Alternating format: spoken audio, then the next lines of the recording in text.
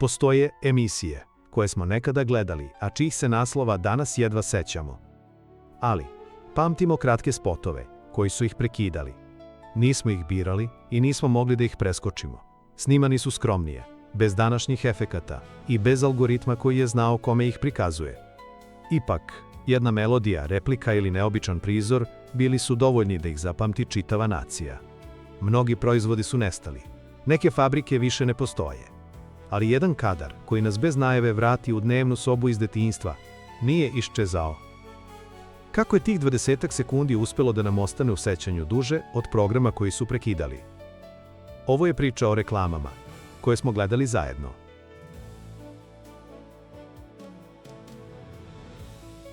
Nisu se uvek zvale reklame. Na televizijskom programu pisalo je EPP, ekonomsko-propagandni program. Izraz je bio dovoljno ozbiljan da zvuči kao deo privrednog plana, a ne kao nekoliko veselih sekundi između dnevnika i filma. U socijalističkoj zemlji potrošnja je imala neobičan položaj. Građani su kupovali nameštaj, automobile, televizore, deterdžente, sokove i slatkiše. Fabrike su se međusobno nadmetale. Ipak, preterana potrošnja se zvanično kritikovala kao malograđanska navika. Reklama je zato često predstavljana gotovo kao obaveštenje. Evo šta domaća privreda proizvodi i gde to može da se pronađe. U praksi je već odavno bilo jasno da obično obaveštenje nije dovoljno. Na policama je bilo više sličnih proizvoda. Svaka fabrika želela je da kupac zapamti baš njeno ime. A kada je televizija ušla u gotovo svaki dom, ekran je postao najkraći put do miliona ljudi. Razlika u odnosu na današnje vreme nije bila samo u tehnici. Bila je u načinu gledanja. Televizor se najčešće nalazio u dnevnoj sobi. Nije pripadao jednom članu porodice. Gledali su ga svi. Program se nije nosio u džepu, nije se zaustavljao i nastavljao kada nam odgovara. Emisija je počinjala u određeno vreme. Ko zakasni, zakasnio je. Isto je važilo i za reklamni blok. Gledaoci su videli iste spotove u približno isto vreme. Sutradan se ista replika ponavljala u školi, na poslu, u autobusu i vojsci. Nije postojala viralna objava, ali je postojao isti mehanizam. Neko prvi izgovori slogan, a ostali ga dovrše. Radio je imao još teži zadatak. Nije mogao da pokaže proizvod, poznato lice, ni kadar sa mora. Imao je glas, nekoliko tonova i tišinu između njih. Zato su najbolji radio džinglovi bili kratki i gotovo tvrdoglavo jednostavni. Ime se ponavljalo, rastavljalo na slogove ili pretvaralo u melodiju koja će slušaoca pratiti do posla. Radio se slušao u kuhinji, automobilu, radionici i kancelariji. Nije zahtevao da čovek sedne ispred njega. Reklama je zato ulazila u svakodnevicu dok se kuva kafa, sprema doručak ili vozi jutarnjom gužvom. Ponekad bi slušalac tek kasnije shvatio da čitav dan u sebi ponavlja ime fabrike, čiji proizvod uopšte nije planirao da kupi. A mnogi džinglovi prelazili su sa radija na televiziju i nazad. Slika bi se promenila, ali melodija nije. Ona je bila najjeftiniji način da reklama dobije duži život od svog termina emitovanja. Reklamna poruka nije morala da bude tehnički savršena. Morala je da bude jasna. Da ima lice koje se pamti, šalu koju može svako da prepriča ili melodiju koja se zalepi za uho. Zato danas na starim snimcima vidimo stvari koje savremena reklama pokušava da sakrije. Nesavršeno svetlo, skromnu scenografiju, odeću običnih ljudi i stanove u kojima se zaista živelo, ulice na kojima nije zaustavljen saobraćaj zbog snimanja. U tih, manje od pola minuta, stajao je deo stvarnog života. I upravo zbog toga stare reklame danas više liče na porodične videe nego na prodajne poruke. Pre nego što se kupovao regal, morao je da se dobije ili izgradi stan. Za mnoge porodice to je trajalo godinama. Čekala se raspodela u preduzeću, računali bodovi na rang listama i neretko prijavljivala tetka iz unutrašnjosti kao član domaćinstva, ne bi li se dobio koji kvadrat više. Kada bi ključevi konačno stigli, stan bi bio potpuno prazan. Tada je počinjalo opremanje. Dnevna soba bila je središte kuće. U nju je dolazio najveći sto, najbolja garnitura i regal preko čitavog zida. U regalu su stajale knjige. Uglavnom čitava izdanja sa koricama u istoj boji, televizor, kristalne čaše koje se nisu koristile svakog dana i poneki suvenir sa mora. Nameštaj nije menjan svakih par sezona. Kupovao se da traje. Izbor je zavisio od grada i republike, ali je bio mnogo više vezan za velike domaće proizvođače, robne kuće i salone. Šipad, Simpo, Les Nina. Imena koja nisu predstavljala samo proizvođača, već i čitav sistem kupovine. Jedan od njih imao je reklamu kojoj gotovo nije bila potrebna slika.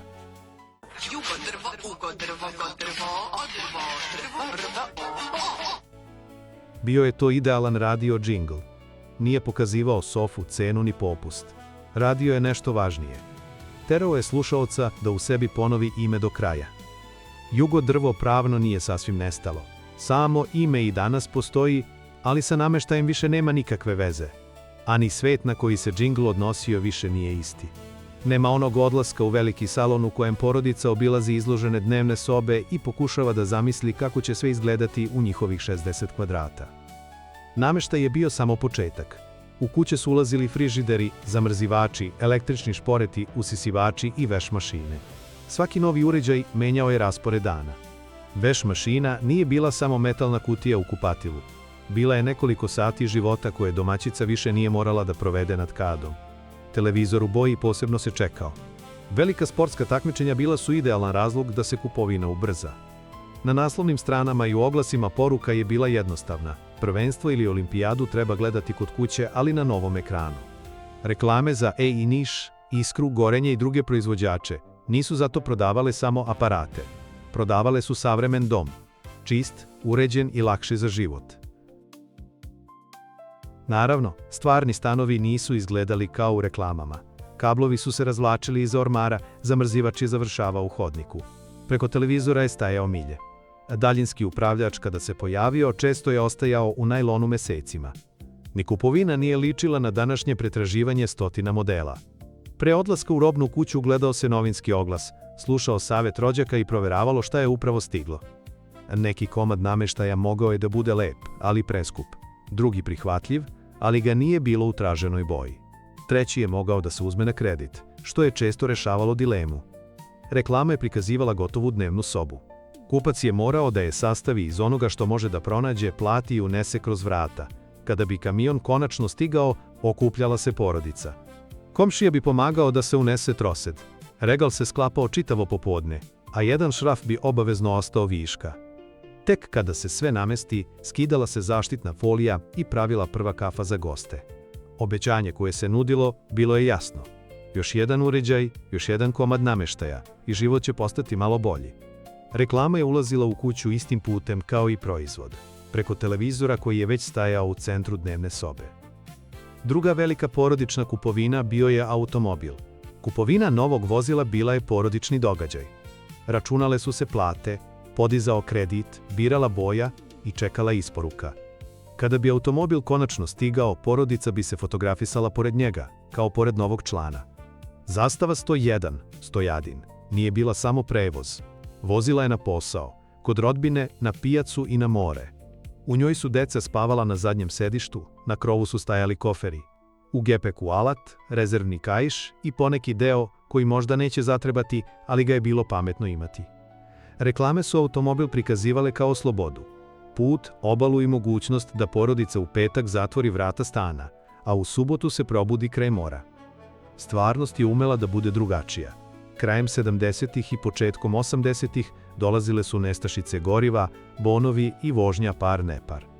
Delovi se nisu uvek nalazili kada su potrebni. Dobrog majstora trebalo je poznavati.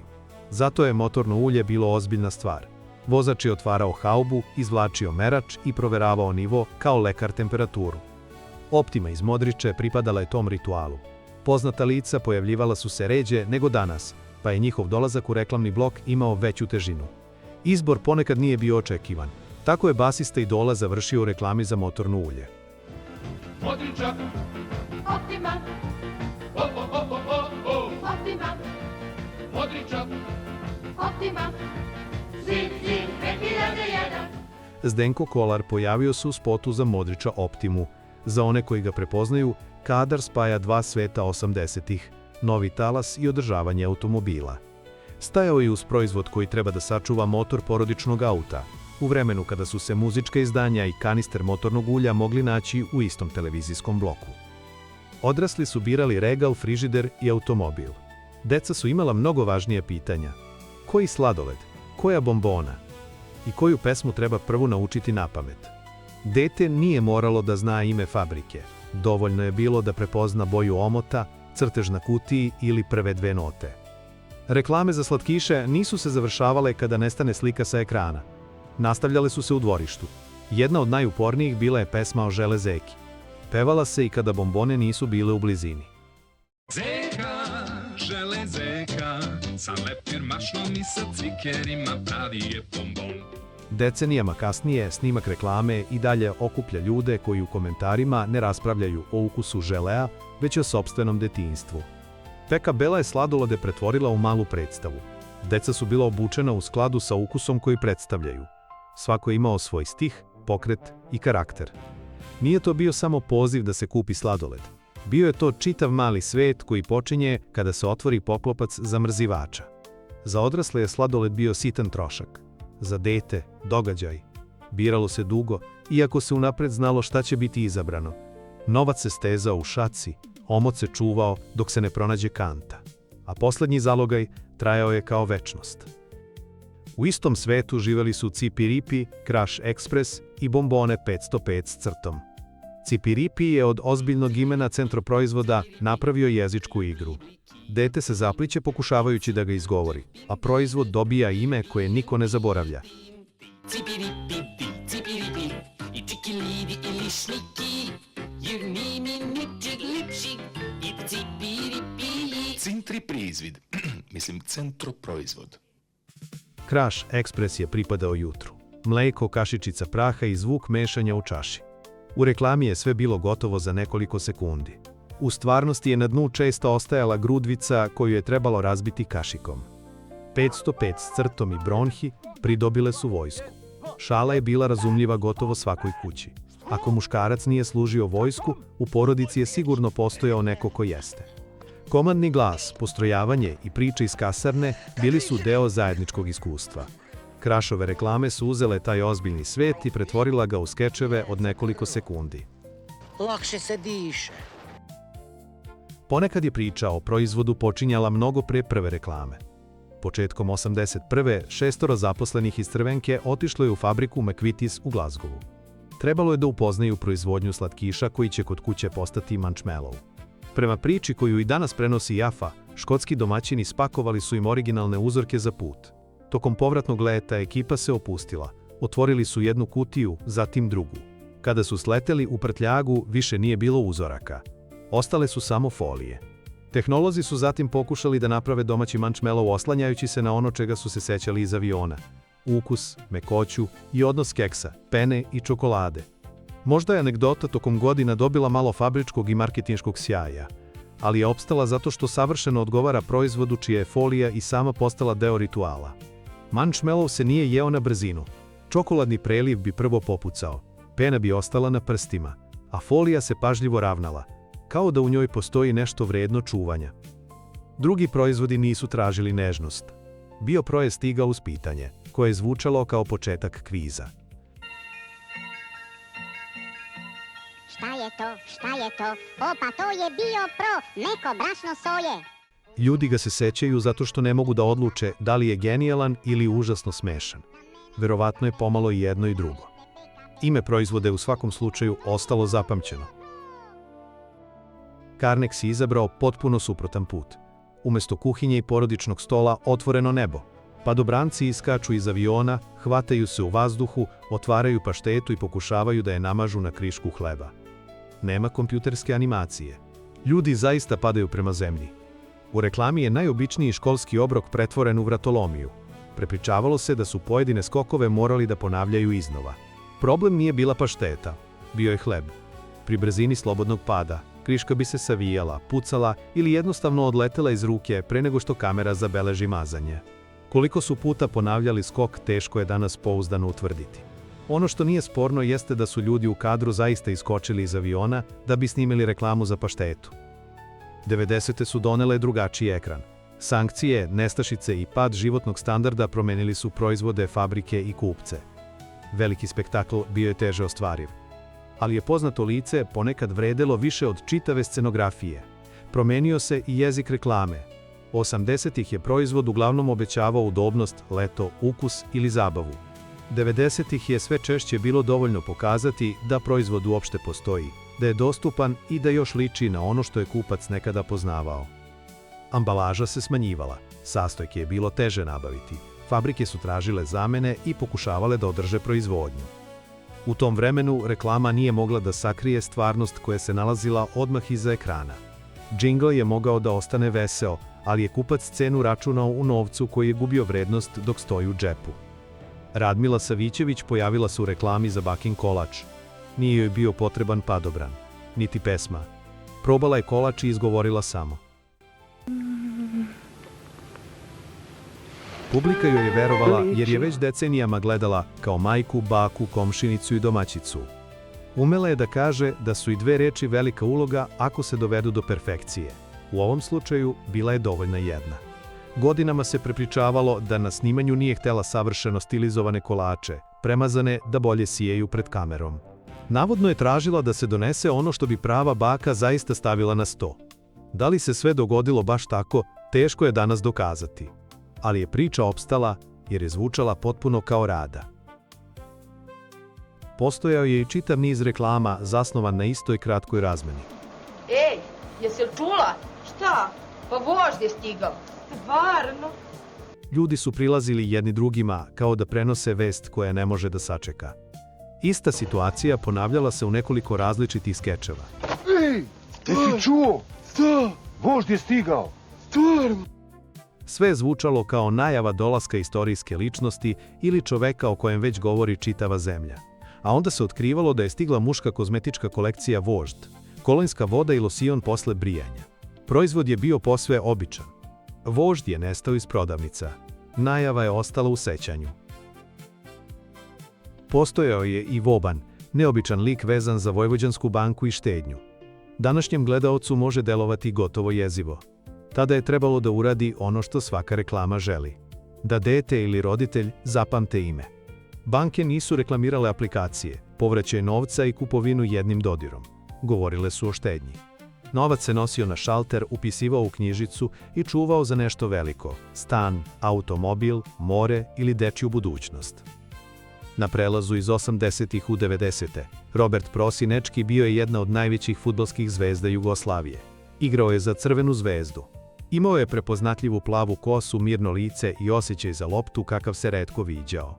Kada se pojavio u reklami za čarape, nije morao ništa da kaže.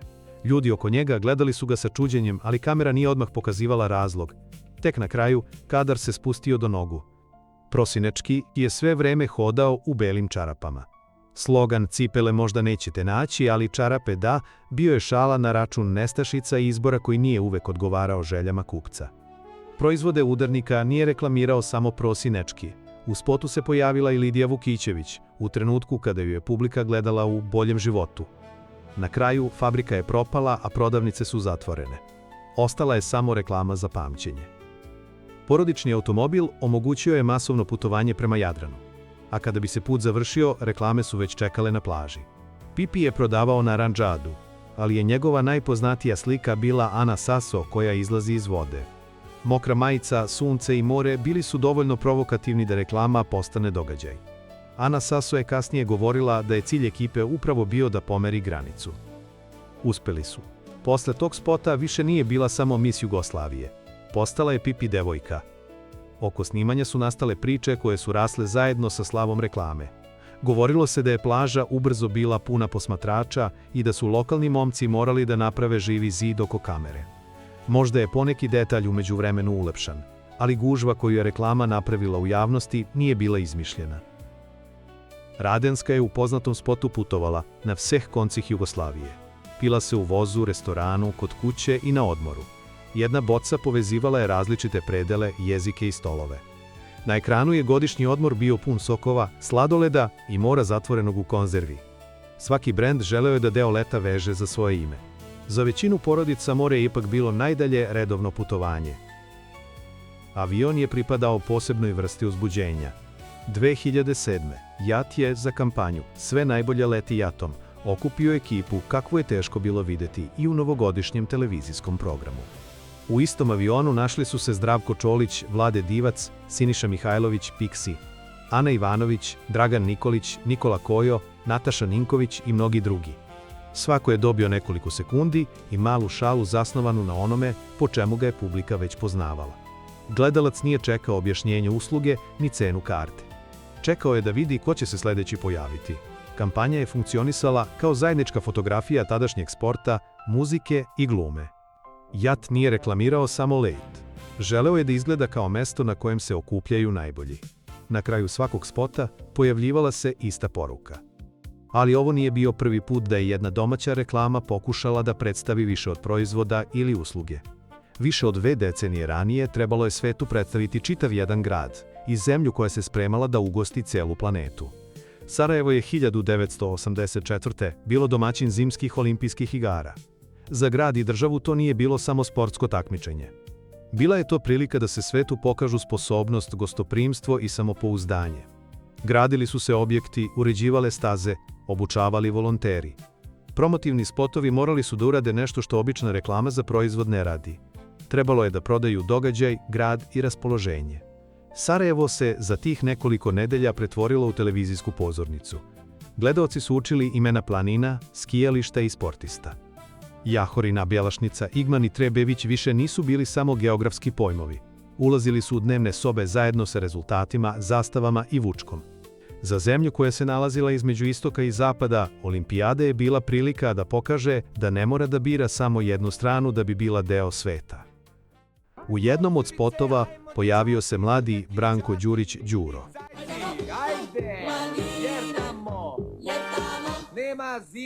Bio je duhovit, neposredan i pomalo zbunjen. Baš onakav kakvog ga je publika poznavala kroz top listu nadrealista.